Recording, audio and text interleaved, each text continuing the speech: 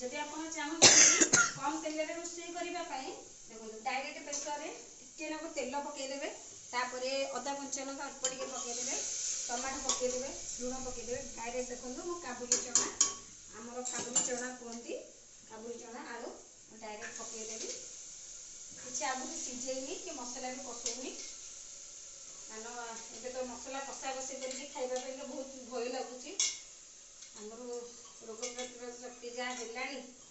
रोग तो दूरे रहा ही बहुत भल बेसी मसला न खाइबाटा ही भल से डायरेक्ट सदाबे डाली हो तरकारी हो कर दिए देखो पूरा कम मसला भी नहीं देखो टिके लंका गुंडा टिके हलदी टिके करी पाउडर तापर पकई दउची पानी देदबा डायरेक्ट कर दूची